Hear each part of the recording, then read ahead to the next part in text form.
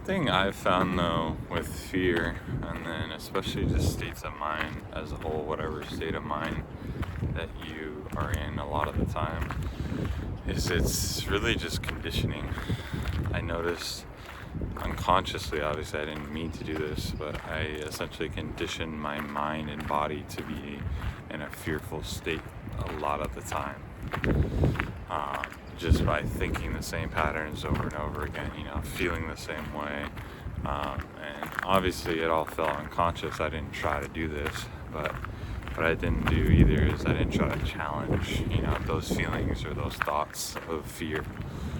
So, I think the longer you get into this like habit, because eventually it just becomes a habit, right, of challenging the beliefs, challenging the fearful thoughts, challenging that fearful state in your body, exercise, moving it, doing whatever you can to like help your body and mind get out of that state. It eventually just becomes a habit, and then once you do that for enough time, it's eventually just gonna start running as an automatic program in your body and mind of like you're not fearful, you're confident, you're bold, you're essentially the opposite of fear, right? So I think that's another good way to look at it as well.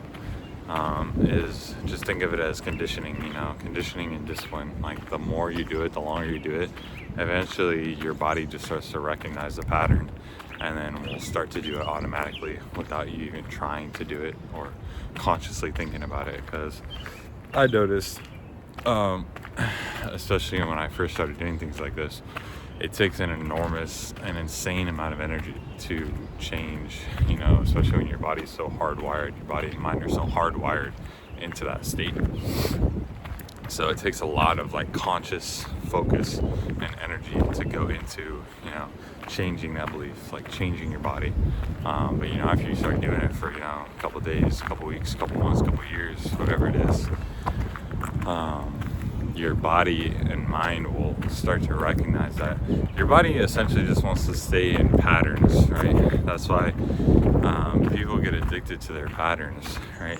Even if it's a negative one, because like I was in that state, my body was just so familiar to that fearful state that it just like started triggering itself naturally, like, and the grooves in my brain were so wired through that, that they just would do it automatically without me really having to put much conscious thought or effort into it.